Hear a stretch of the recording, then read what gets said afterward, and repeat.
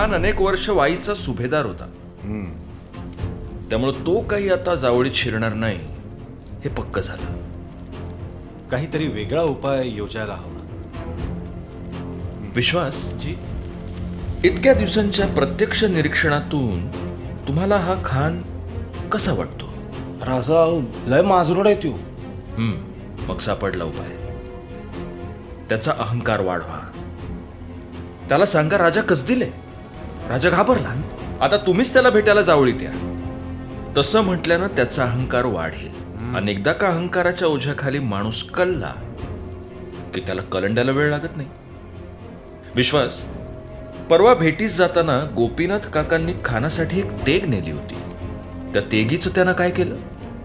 वाकवली आणि दिली फेकून. अरे एवढं चांगलं हत्यार राज गाढवाला काय गुळाची चव हे या तरी वापरली असती नाही का? तानाजीराव, तुमच्या निरागसपणाचं कौतिक वाटतं आम्हाला कधी कधी. आपल्या पुरातन युद्धशास्त्रानुसार एक योद्धा जेव्हा दुसऱ्या योद्ध्याला शस्त्र भेट करतो तेव्हा तो मैत्रीचा किंवा शस्त्रसंधीचा संकेत असतो. खानानं केवळ शस्त्र धुडकावलं नाही तर ते नष्ट करण्याचा प्रयत्न करून त्यानं भलतंच काहीतरी सुचवलंय. काय कान्होजी काका? विश्वास, जी राजा. गोपीनाथ काकांना म्हणाव खानाचा पुरता अंदाज घेऊन मगच पुढची योजना करावी. वय जी.